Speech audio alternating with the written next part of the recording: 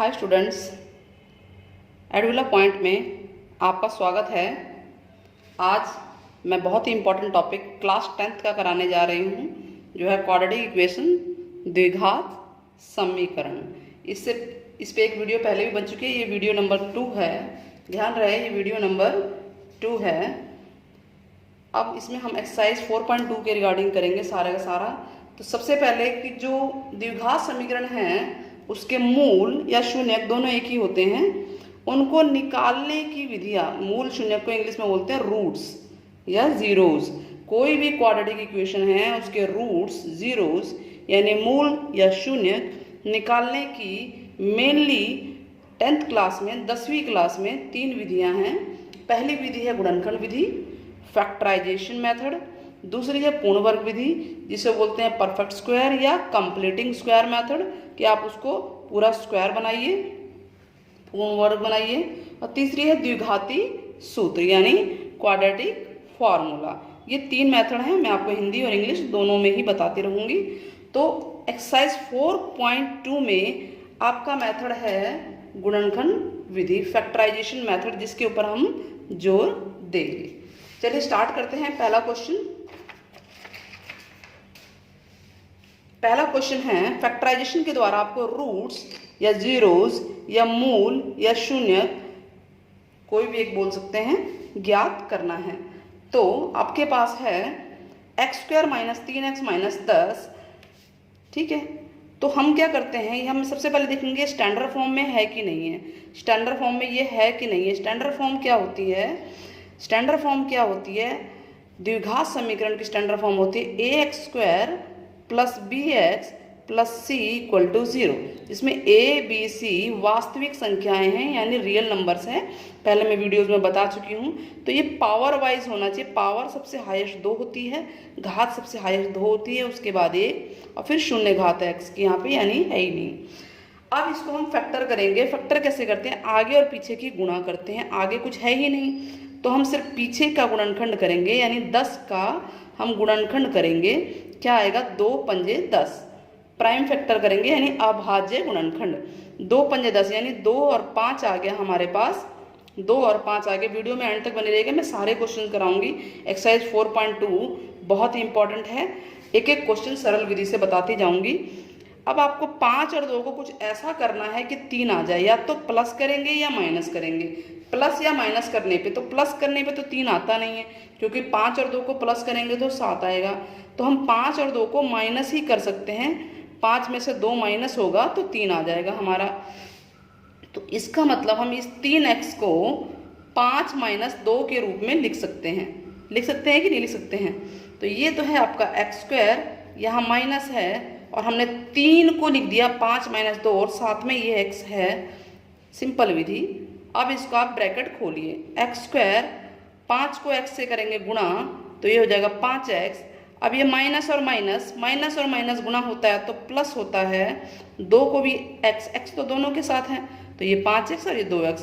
अब देख भी सकते हैं कि 5 ये माइनस का, ये प्लस का है। 5 में से 2 गया, 3 आ रहा है, यानी हमने ठीक किया है। ठीक है, अब हम यहाँ से कॉमन लेंगे, उभयनिष्ठ निकालेंगे, कॉमन निकालेंगे। तो x² और 5x में क्या कॉमन आ रहा है, x कॉमन आ रहा है। तो यहाँ बचेगा एक बार x और यहाँ बचेगा 5। इन दोनों में क्या कॉमन, यानी ये किस पहाड़े से भाग हो रही हैं या कौन से पहाड़े में दोनों आती हैं, तो 2 दोनों में से बाहर आ रहा है, 2 कॉमन है। यहाँ बचेगा x और यहाँ बचेगा 5। ठीक है, 2 बाहर आ गया तो 2 पंजे 10, 5 ही बचा ना। अब ये दोनों सेम है तो इसको हम फिर से कॉमन ले लेंगे और अगले ब्रैकेट में आएगा x जमा 2। तो हमारे पास 2 वैल्यू आ गई, एक तो x घटा 5 बराबर 0 और दूसरा है x जमा 2 बराबर 0। तो आंसर क्या है, इसको आप उधर भेजेंगे तो x बराबर 5 आ गया एक आंसर, और ये प्लस का है आप राइट में भेजेंगे, दूसरे भेजेंगे तो निशान माइनस का हो जाएगा। इस तरह से हमारे 2 आंसर आ गए हैं। नेक्स्ट क्वेश्चन हम करते हैं। नेक्स्ट क्वेश्चन है, इसी का है, चलो एक और करके देखते हैं। अगर आगे और पीछे दोनों जगह दे रखा है आपको वैल्यू, तो 6 दूनी 12, इसको पहले हम गुणा कर लेंगे। वैसे मर्जी है, आप गुणा करें चाहे ना करें, वो लिख भी सकते हैं आप ऐसे, बिना गुणा किए भी हो सकता है। चलिए हम गुणा करते हैं जो पद्धति है हमारी। तो 6 दूनी 12, अब 12 के गुणनखंड करेंगे, देखिए 2 तो आना ही है, तभी मैंने कहा था करें या ना करें। 2 6 12 6 2 3 6, यानी हमारे पास आ गया 2 2 और 3। चेक कर लीजिए स्टैंडर्ड फॉर्म में है ना, ये स्टैंडर्ड फॉर्म में है। पहले एक्स स्क्वायर है, फिर एक्स है, फिर बिना एक्स का है। ठीक है, a x square plus b x plus c की फॉर्म में ये है। अब हमें लाना क्या है, हमें एक लाना है, बीच वाला एक। यहाँ एक है, अगर कुछ नहीं है इसका मतलब एक है। यहाँ पे एक एक्स है, एक एक्स को एक्स लिख सकते हैं। तो हमें एक लाना है, यानी इनको हम प्लस या माइनस करें तो हमारा एक आ जाए। कैसे आएगा, इसको आपस में हमें सेटिंग बिठानी पड़ेगी। 2 दूनी 4, हम देख रहे हैं कि 4 में से अगर 3 घटा दें तो 1 आता है। प्लस करने पे तो 1 आएगा नहीं, घटा करने पे ही आएगा। तो हमारे पास इसका सॉल्यूशन आ गया। हम 1 को लिख सकते हैं 4 घटा 3 के रूप में, लिख सकते हैं ना, लिख सकते हैं कि नहीं लिख सकते हैं। तो अब आगे बढ़िए, इसके बाद अब इसको लिखिए 2x स्क्वायर जमा इस 1 को हमने 4 घटा 3 लिख दिया। ब्रैकेट इसलिए लगाया क्योंकि यहाँ x है या जो भी है हमारे पास चर द्विघात समीकरण का, उसको हम यहाँ लिख लेंगे। ठीक है, -6 = 0। क्लियर हो रहा है। अब इस ब्रैकेट को खोलिए, 2x स्क्वायर ये हो जाएगा 4x और ये माइनस का 3x - 6। अब क्या करेंगे, कॉमन लेंगे।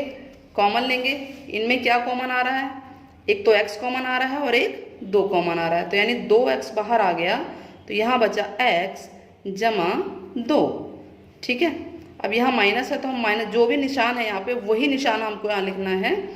ठीक है, अंदर क्या निशान होगा वो इसके अकॉर्डिंग है। अगर यहाँ प्लस है तो अंदर का निशान नहीं बदलेगा, लेकिन अगर यहाँ माइनस है तो अंदर का निशान पक्का बदलेगा, उल्टा हो जाएगा। अभी बताते हैं कैसे।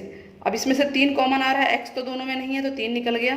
तो यहाँ बचा x, क्योंकि यहाँ माइनस है तो यहाँ निशान मैंने बताया कि उल्टा हो जाएगा, यानी प्लस का हो जाएगा।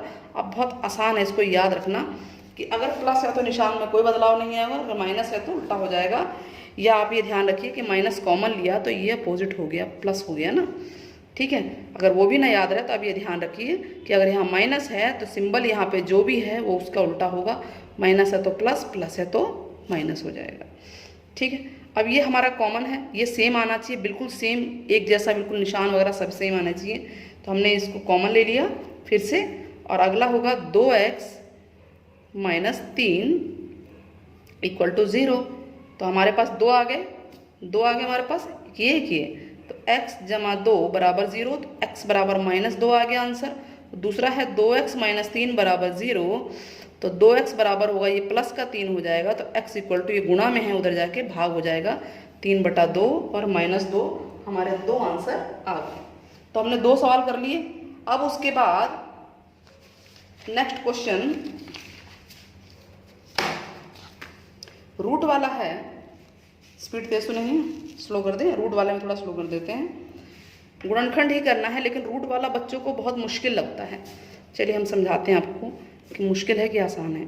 सबसे पहले आगे ये स्टैंडर्ड फॉर्म में है, आगे जो भी है रकम और ये जो पीछे है a और c, उसको गुणा करेंगे। ध्यान रहे, आगे और पीछे का मतलब है a और c। ये ax square plus bx plus c की फॉर्म में होता है। a और c को हम गुणा कर देंगे, यानी √2 और 5√2 को गुणा कर दीजिए। ये आपका रफ वर्क है जिसको आप सॉल्व कर सकते हैं, रफ काम है ये। तो हमने इसको गुणा किया, √2 और √2 2 होता है, रूट में 2 बार जाएगा, 1 बार बाहर आएगा, और ये 5। तो ये हो गया हमारे पास 5 दूनी 10, या हम इसको 2 और 5 ही रख लेते हैं, हमें ऐसे भी करने की जरूरत नहीं है, 2 और 5। अब 2 और 5 को या तो हमें जमा करना है या घटा करना है, और लाना क्या है, 7 लेकर आना है।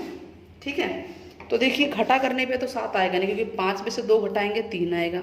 तो जमा करने पर ही 7 आ रहा है, 5 जमा 2 7, 2 जमा 5 भी लिख सकते हैं, कोई दिक्कत नहीं है इसमें।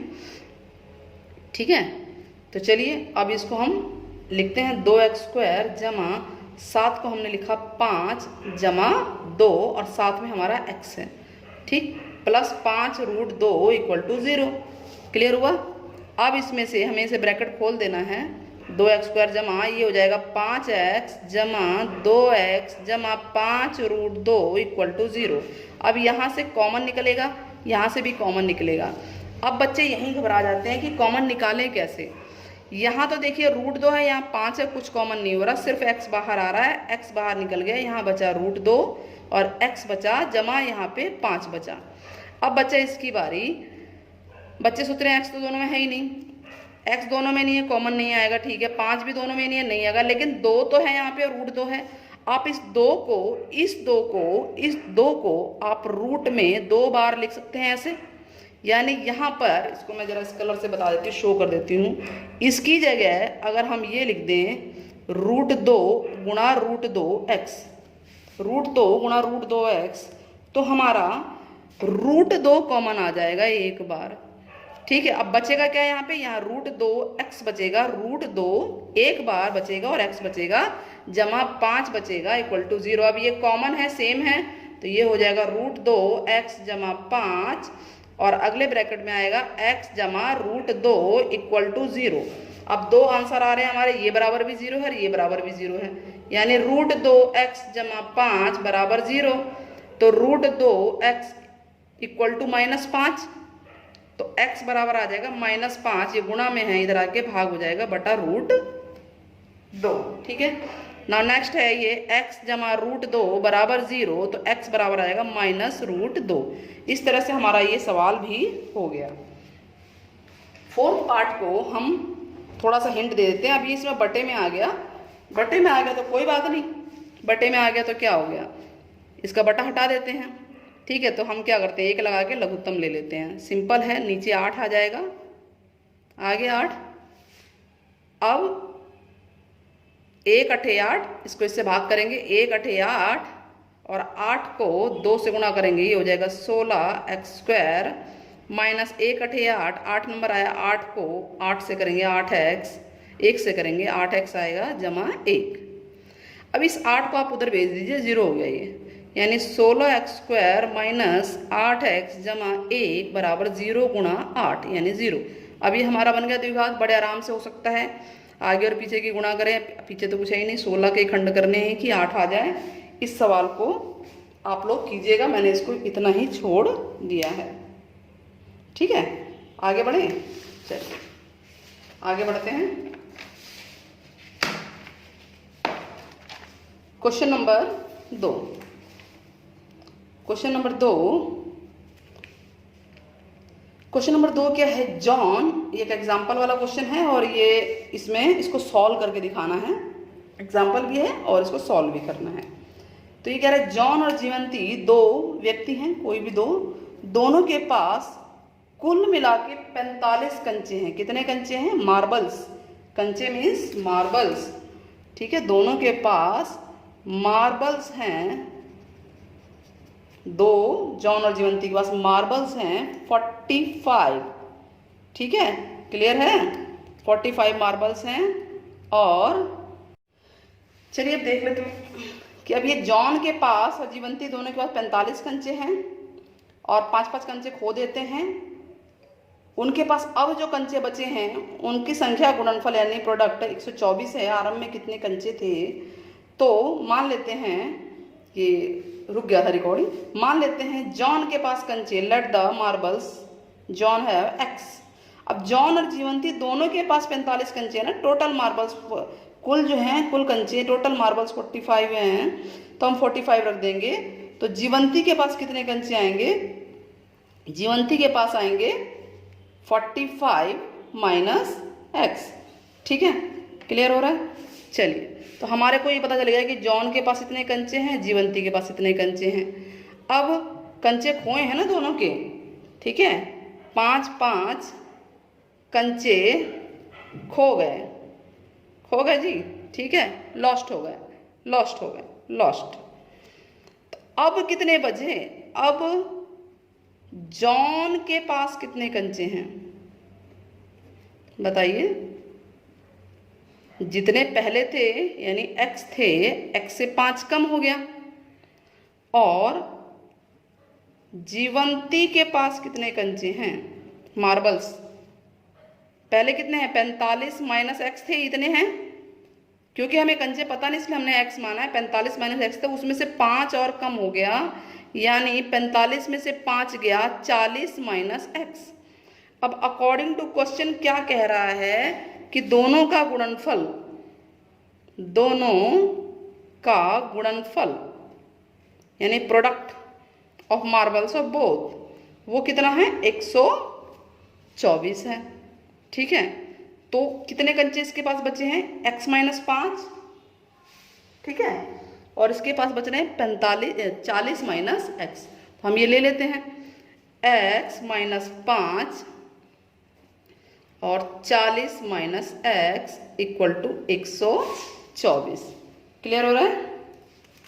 ठीक है, चलिए इसको सॉल्व करते हैं।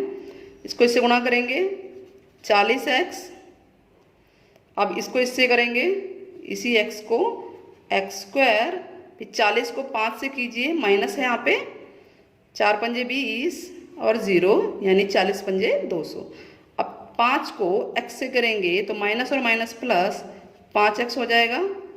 ठीक है, और इस 124 को भी आप इधर ही ले आइए और इधर छोड़ देते हैं हम 0। ठीक, सबसे पहले हम पावर वाइज लिखेंगे, एक्स स्क्वायर वाला लिखेंगे। अब ये 40 है, 40 प्लस का है और ये भी प्लस का है, तो ये हो गया प्लस का 45x, 40 जमा 5 45 हो गया। क्लियर है? अब ये दोनों माइनस के हैं, इन दोनों को दोनों ही प्लस हो जाएंगे। 200 में 124 जोड़ेंगे तो ये होगा 324।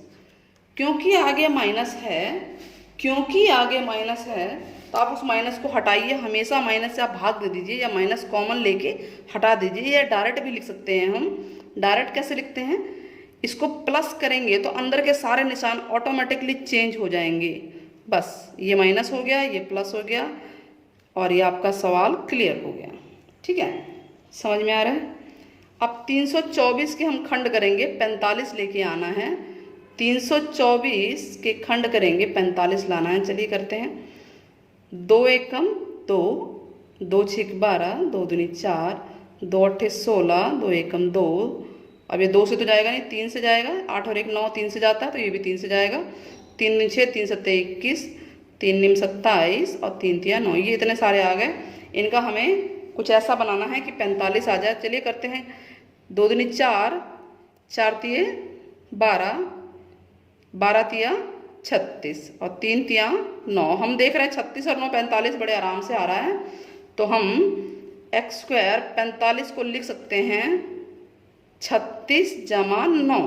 ठीक है, और इसको हमेशा ब्रैकेट में ही लिखिए ताकि आपका सवाल गलत ही ना हो, चांस ही ना रहे गलत के।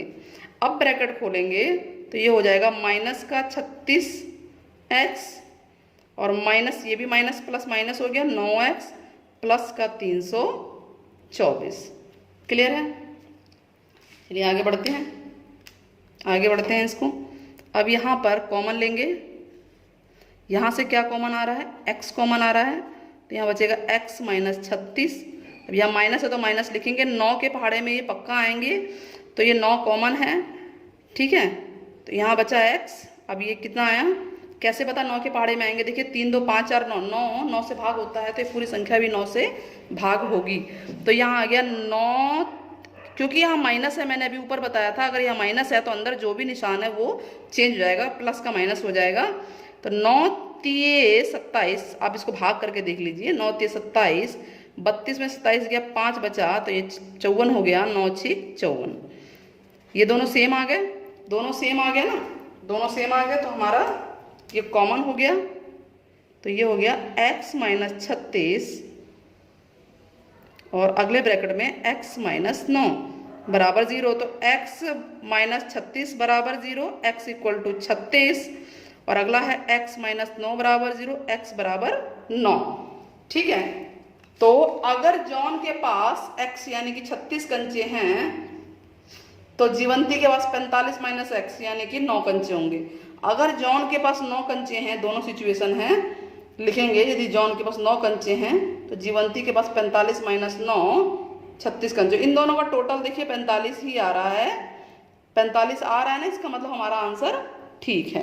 क्लियर हो गया ये वाला क्वेश्चन? आगे बढ़ते हैं, चलिए आगे बढ़ते हैं क्वेश्चन 3 पे। क्वेश्चन 3 दिखाई दे रहा है। क्वेश्चन 3 क्या है, ऐसी दो संख्याएं यानी दो नंबर्स बताने हैं जिनका योग 27 है। योग दो नंबर्स संख्या, सबसे पहले नंबर्स बताने हैं आपको। फाइंड टू नंबर्स जिनका टोटल योग यानी कि टोटल सम 27 है और प्रोडक्ट 182 है। ठीक है, तो हम मान लेते हैं पहली संख्या, सॉल्यूशन करते हैं। दिखाई दे रहा है? चलिए, माना पहली संख्या हमें नहीं पता, x ज़्यादातर माना जाता है, पुरानी प्रथा है तो x ही मान लेते हैं, y भी मान के कर सकते हैं। ठीक है, अब इनका योग यानी कि पहली जमा दूसरी, ठीक है, शॉर्टकट लिख दिया, फर्स्ट प्लस सेकंड, टोटल 27 है और फर्स्ट हमारी x है, तो दूसरी यानी सेकंड नंबर क्या होगी, सेकंड नंबर होगी, दूसरी संख्या क्या होगी 27 माइनस x। पहली संख्या यह आ गई, दूसरी संख्या यह आ गई। अकॉर्डिंग टू क्वेश्चन दोनों का गुणनफल, अकॉर्डिंग टू क्वेश्चन दोनों का गुणनफल यानी कि प्रोडक्ट आपको 182 दे रखा है। तो दो संख्या कौन सी है, पहली है x और दूसरी है 27 माइनस एक्स, 27 माइनस एक्स, दोनों का गुणनफल 182 है। गुणा कीजिए, ये हो गया 27x और x को x से कीजिए, x स्क्वायर हो गया और इसको भी इधर ही ले आइए, माइनस 182 इक्वल टू 0। अब पावर वाइज लगा दो, सबसे पहले ये बड़ी वाली आएगी, एक्स स्क्वायर माइनस की है क्योंकि इसके आगे माइनस है, इसके साथ ये प्लस का 27x है और माइनस 182 0 है।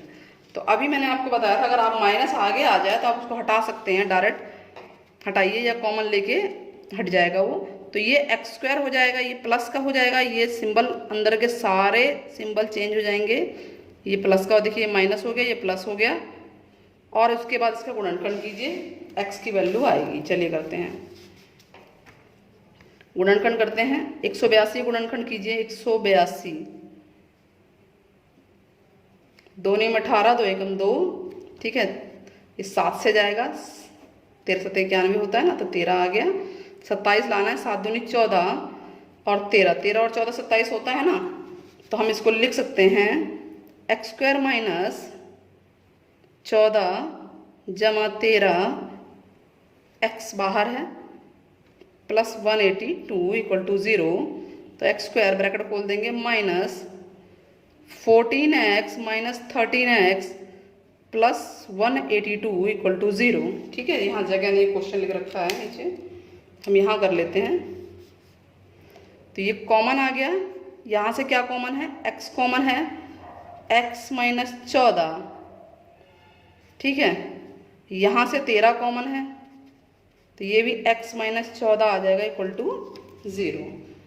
ठीक है, अब ये दोनों सेम हैं, दोनों सेम हैं, तो ये एक ब्रैकेट में हो जाएंगे x माइनस 14, अगले में x माइनस 13 इक्वल टू 0, तो x माइनस 14 बराबर 0, x इक्वल टू 14 और x इक्वल टू 13 आ जाएगा। दो आंसर आ गए। तो पहली संख्या अगर 14 है लिखेंगे, यदि फर्स्ट नंबर 14 है तो सेकंड होगी 27 माइनस 14 यानी 13, और फिर दूसरा केस लिखेंगे अगर फर्स्ट नंबर 13 है तो सेकंड होगी 27 माइनस 13 यानी कि 14।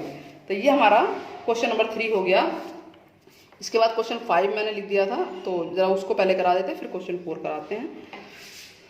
क्वेश्चन नंबर 5, एक समकोण त्रिभुज, समकोण त्रिभुज किसे कहते हैं, राइट एंगल ट्रायंगल। कैसा होता है, ये राइट एंगल होता है 90 डिग्री का, इसको बोलते हैं, कैसे भी दिशा में बना सकते हैं, ध्यान रहे एक कोण 90 डिग्री होता है, इसे कहते हैं राइट एंगल ट्रायंगल यानी समकोण त्रिभुज। इसकी ऊंचाई, ये है आपकी ऊंचाई यानी कि हाइट, हाइट, और आधार यानी बेस, बेस आधार, ये कर्ण है, कर्ण यानी कि हाइपोटेनियस। ठीक है, आप इसको परपेंडिकुलर भी बोल सकते हैं। ठीक है, हाइट यानी परपेंडिकुलर। तो ये कह रहा है कि ऊंचाई इसके आधार से 7 कम है और कर्ण 13 है, हाइपोटेनियस जो है आपका ये 13 दे रखा है। तो सबसे पहले ये जान लीजिए कि दिया क्या है, दिया क्या है हमें, कर्ण हाइपोटेनियस, सिंबल एच लिख दिया हमने, ये 13 सेंटीमीटर दे रखा है। उसके बाद ये कह रहा है ऊंचाई इसके आधार से 7 कम है, ऊंचाई कम है। तो हम किससे कम है, ऊंचाई इससे रिलेट हो रही है ना आधार से, तो हम इसको मान लेंगे, वैसे किसी को भी मान सकते हैं। तो हम आधार को यानी बेस को मान लेते हैं, माना आधार, आधार यानी कि बेस हमने x सेंटीमीटर मान लिया, सेंटीमीटर में है सेंटीमीटर ही मानेंगे। तो जो ऊंचाई है यानी कि परपेंडिकुलर, ऊंचाई यानी परपेंडिकुलर वो 7 कम है इससे, कह रहा ना 7 लेस है, कम मीन्स लेस है, तो 7 हमने इससे कम कर दिया। अब हमारे पास तीनों आ गए, हमें निकालना है दो भुजाओं यानी इन दोनों के बारे में, ये दोनों कितने हैं। तो ये राइट एंगल ट्रायंगल है, तो पाइथागोरस प्रमेय लगेगी इस पे, पाइथागोरस की प्रमेय कामयाब है इस पे। तो पाइथागोरस प्रमेय द्वारा क्या है, पाइथागोरस प्रमेय कि हाइपोटेनियस स्क्वायर यानी कर्ण स्क्वायर बराबर होता है perpendicular square plus base square.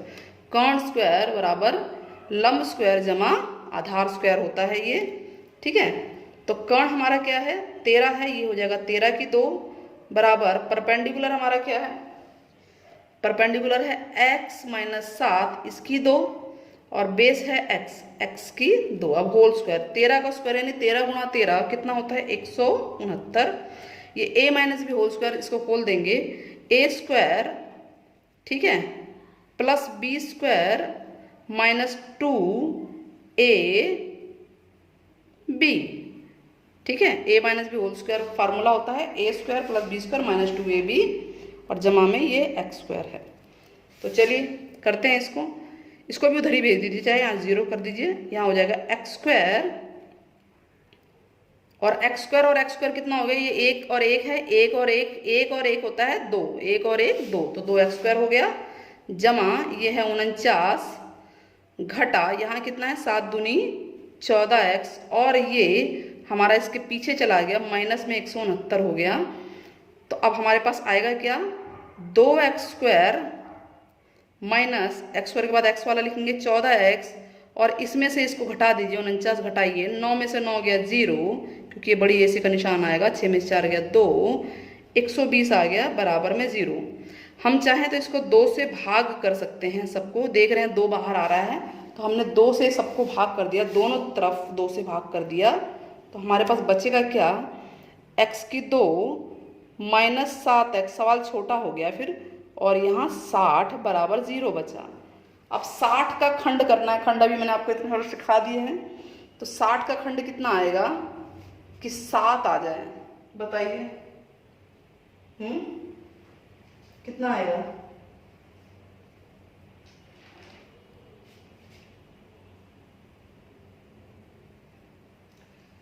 बताइए बताइए। ये सारा ठीक है ना, एक बार चेक कर लेते हैं। ये 13 का 169 है, 169 में से गया 0, ये 60 ठीक है, 60 का खंड कीजिए, चलिए करते हैं। 2 30 15 आ जाएगा, 3 पंजे 15, तो ये हो गया 7 आ रहा है क्या, 3 दूनी 6, 2 दूनी 4, 4 थी 12, 12 में से 5 गया 7, तो हमारा आ रहा है एक्स स्क्वायर, यहाँ माइनस है, हम 7 को लिख सकते हैं 12 माइनस 5 लिख सकते हैं कि नहीं, ध्यान दीजिए ब्रैकेट में है, आगे क्या है वैसे ही लिखेंगे, पीछे क्या है ऐसे ही लिखेंगे, आगे पीछे कुछ नहीं हिलाना है ऐसे। अब ब्रैकेट खोलेंगे तो ये होगा माइनस 12x और माइनस प्लस 5x माइनस 60 बराबर 0, और अब ये हो जाएगा x कॉमन आएगा तो x माइनस 12, ठीक है, जमा यहाँ से 5 कॉमन है, x माइनस 12 पंजे 60 यानी 12 बचेगा। अब ये दोनों सेम है तो एक कॉमन आ गया x माइनस 12 और x जमा 5, तो 2 वैल्यू आ गई, x इक्वल टू ये 12 आएगा और ये आएगा x इक्वल टू माइनस 5। तो ये आंसर नहीं है क्योंकि हम लिखेंगे कि ऊंचाई x क्या था, आधार था ना, मतलब ये जो डिस्टेंस है कभी भी ऋणात्मक नहीं होती, दूरी जो भी है लंबाई कभी ऋणात्मक नहीं होती है, तो ये आंसर नहीं है, ये आंसर है। तो यानी अगर आधार 12 है, बेस 12 है, तो जो परपेंडिकुलर है, ऊंचाई है 12 - 7 5 आ जाएगी। इस तरह से हमारा ये आंसर हो गया। क्लियर हो गया? चलिए आगे बढ़ते हैं। क्वेश्चन नंबर 4 जो हमारा रह गया है, पहले 5 उतार लिया था इसलिए उसको करा दिया मैंने, कोई बात नहीं। अब इसको देख लेते हैं। क्वेश्चन नंबर 4, 2 क्रमागत धनात्मक क्रमागत होता है कंसेक्यूटिव। इसको हम लिख लेते हैं।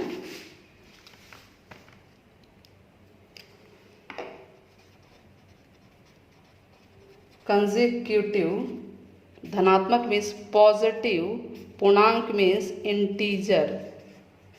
ठीक है, 2 कंसेक्यूटिव का तो जैसे 1 2 है तो अगली 3 होगी, 1 10 है तो अगली 11 होगी, वो प्लस की होनी चाहिए। ठीक है, तो उनके वर्गों का योग यानी sum of square, sum of squares 365। तो 2 क्रमागत संख्या है, तो मान लेते हैं क्रम से हैं, तो एक संख्या को मान लेंगे। क्या माने? मान लें, माना पहली संख्या, चलिए इस बार हम x नहीं मानते, लेट फर्स्ट पॉजिटिव पहली संख्या यानी कि पहला पूर्णांक, धनात्मक पूर्णांक पहली संख्या जो है वो y है, y मान के करते हैं। तो दूसरी संख्या, ध्यान रहे ये दोनों के दोनों पॉजिटिव हैं, ये दूसरी संख्या उससे 1 ज़्यादा होगी। कंसेक्यूटिव का मतलब तो यही होता है, 1 ज़्यादा, 10 से 1 ज़्यादा 11, 20 से 1 ज़्यादा 21। अब अकॉर्डिंग टू क्वेश्चन क्या कह रहा है? अकॉर्डिंग टू क्वेश्चन कह रहा है कि वर्गों का योग यानी सम ऑफ स्क्वायर्स, वर्गों का योग 365 है। वर्ग यानी पहले हम इसका वर्ग करें, पहले पहली संख्या का वर्ग करें, ये हो गया, फिर दूसरी संख्या का वर्ग करें, दूसरी संख्या ये थी, और फिर हम इसको योग कर दें। यही मतलब है ना, वर्ग किया और फिर योग कर दिया, 365 है। सम यानी पहले स्क्वायर किया और उसके बाद सम कर दिया, तो 365 हो गया। अब इसको होल स्क्वायर खोल देंगे, ये वाला होल स्क्वायर है a + b होल स्क्वायर, तो ये होता है a स्क्वायर यानी y square plus b square यानी 1 स्क्वायर प्लस 2 इंटू a, ये a है ये b है, a y और b है 1 इक्वल टू 365।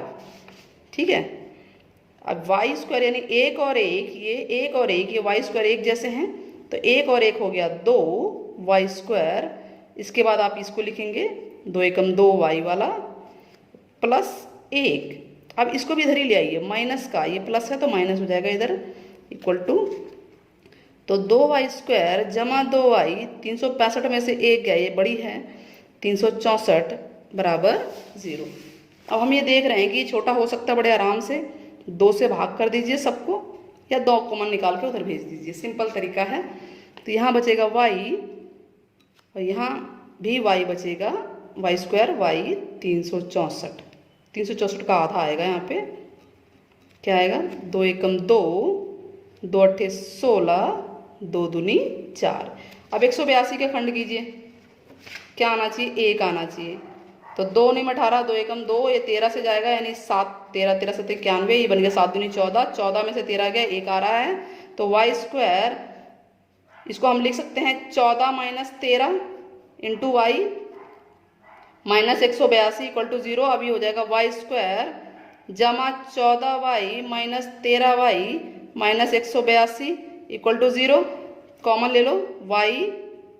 ठीक है, तो y जमा 14 आ गया, माइनस यहाँ से 13 कॉमन लीजिए y, क्योंकि यहाँ माइनस है तो यहाँ निशान चेंज हो जाएगा, ये 14 आएगा, देखो 13 एकम 13 और 13 चौके 52। अब ये दोनों सेम हैं तो हम यहाँ कर लेते हैं, तो y जमा 14 और अगला होगा y घटा 13 इक्वल टू 0, तो y जमा 14 बराबर 0 आ गया, तो y बराबर आ गया -14, जो कि आंसर नहीं है क्योंकि इट इज़ नेगेटिव है ये। ठीक है, तो अगला क्या बचता हमारा, y घटा 13 बराबर 0, तो y बराबर 13, यानी पहली संख्या जो हो गई, फर्स्ट नंबर है वो 13 है, और जो सेकंड नंबर है 13 जमा 1 यानी कि 14 है।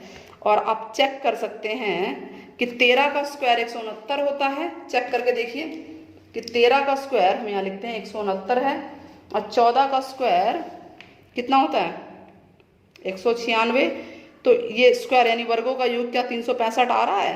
ये वर्ग कर दिया हमने 9 6 15, 9 6 15 1 16, 2 और 2 1, 2 1 1 2 1 3, 365 आ गए, यानी कि हमारा आंसर ठीक है। याद रहे नेगेटिव आंसर आया है तो ये नहीं है, क्योंकि आप लिखेंगे यह धनात्मक नहीं है, धनात्मक नहीं है।